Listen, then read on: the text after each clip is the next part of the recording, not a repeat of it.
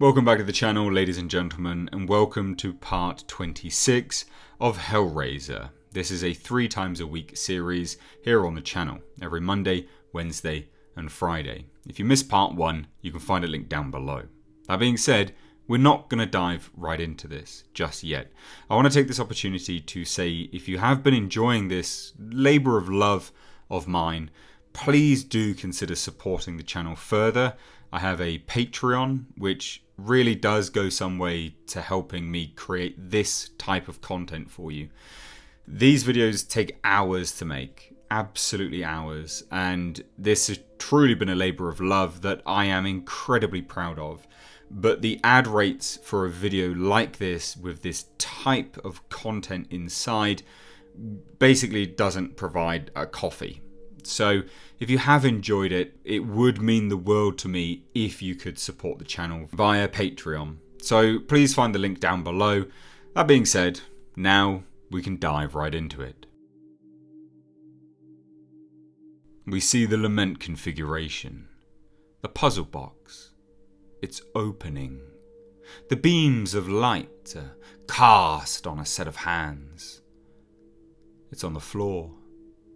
A crack in the wall appears. The all too familiar bell tolls, signalling the gateway between dimensions. However, nothing walks out of the gateway, but something, it seems, walks in. We see one of the passageways of the labyrinth, winding down into the hellish dimension, and out of the tunnels, female Cenobite appears with her Cenobite guard.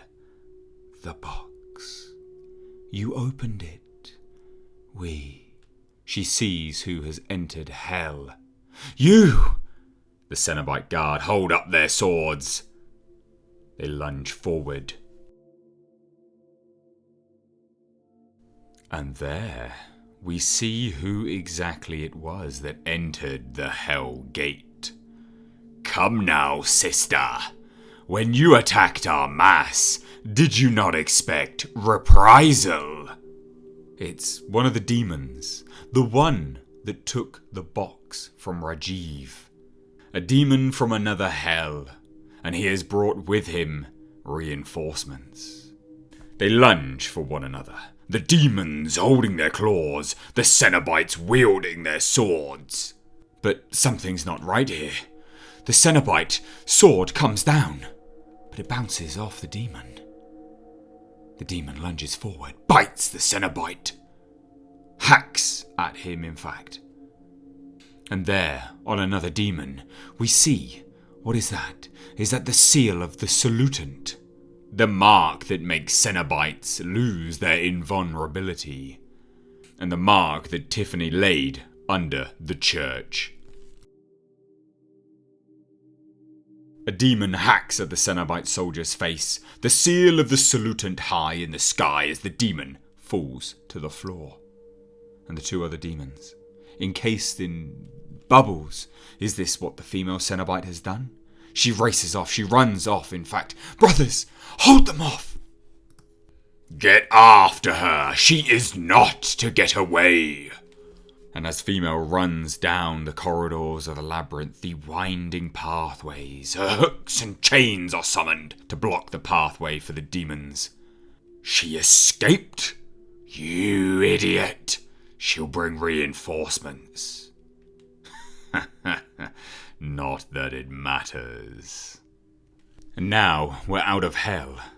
We're with Tiffany and Norma Payne. I don't like this, Tiff. What's not to like, Norma? This is Harry we're talking about. I've known the man for years. He's never exactly been a saint, but he's got a decent heart. A good man in hell is still a good man. It's Harry. Or it isn't. We need to find out. Before more people die. Here's the title and author of the book with the binding circle instructions. The ghost who told me about it also says it's unreliable, so watch yourself, girl. we're just going to ask Demore some questions. And what happens if you don't like the answers he gives? Or am I not going to like your answer? It would seem that Tiffany is building or concocting some form of plan to maybe enter hell or summon Harry. Either way, she intends to perform a hellish inquisition on the new Pope of Hell. And there, performing a sermon, is Harry Demore himself, the High Priest. Sin and damnation, hellfire and brimstone, and you know, you get the idea. Well look, I've never been good at public speaking. My liege, we are under assault. The female Cenobite has ran in. Demons from another hell have defiled our lord's halls. An interruption, thank God. All right, you heard her, brothers. To arms! And with that, the Cenobites file out and take arms against their demon counterparts. And as they make their way to the demons to wage a war in hell, we hear some familiarity from Harry. Butterfield? How's that left arm treating you? My liege, you have met this stain? We go back. Been a while, though. I haven't forgotten you, Demore. Someday you will get what's coming to you. Then you aren't here for me, Harry simply replies. And with that, Harry raises his hand, summoning the barbed wire, the chains of the Cenobites. But it simply bounces off the demons. Ah, I get it. You've got talismans to protect you from Hell's attacks. As Harry pulls out a cross. I've got one of those too. Oh, Harry, you're holding it wrong. And we see in Butterfield's hands the cross upside down. What now, Harry? We can't hurt you, and you can't hurt us. We seem to be at an impasse. Wouldn't go that far, Harry says as he reaches behind his back. And he pulls out his gun, the same weapon he used to kill Marchetti. Bullets ricochet through the demons. And as this is going on, we cut to Harry's old office. Tiffany, Rajiv, Theo and Norton. Rajiv, you're sure you want to join us for this? After all you've been through recently, we'd understand. Tiffany, after what Demore's put me through, I have to do this. Okay then. Let's do this, Tiffany says as she holds out the puzzle box and begins solving it. In hell, the bullets have sort of done something. Butterfield simply retorts, Bullets? You should know better, Demore. Most of us can't be killed by bullets. Not even silver ones. Can't blame me for trying, he says as he holds up his gun once more. As he now disappears. Whoa! What the? And he reappears in his old office. Fuck. Oh.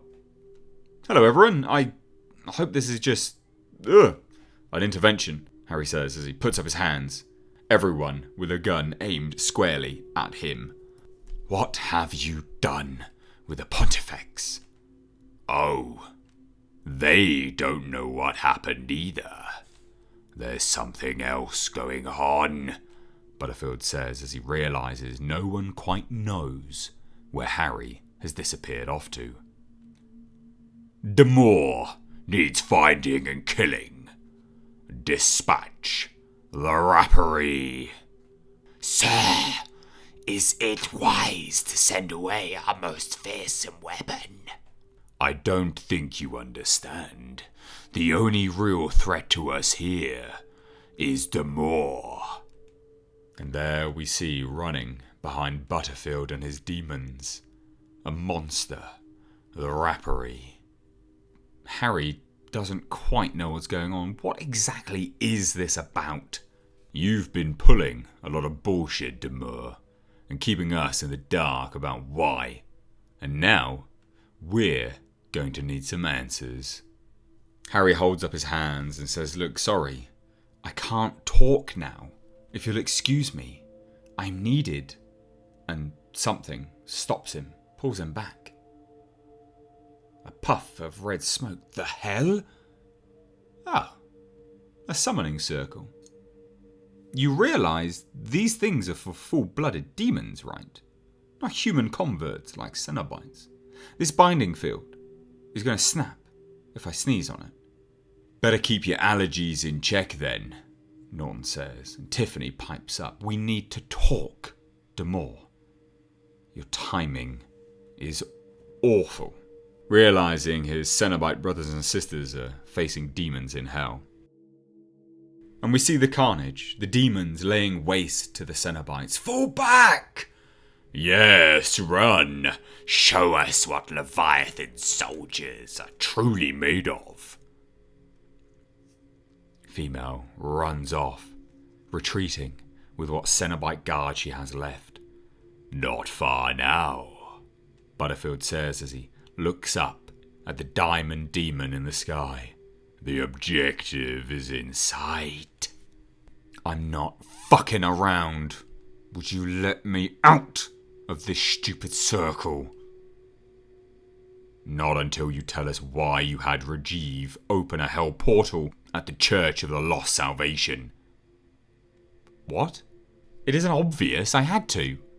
To bring in Cenobites. They're called the demons there. Why? Because Leviathan wanted you to? Because I wanted to. I didn't know there were other hells until I took this job.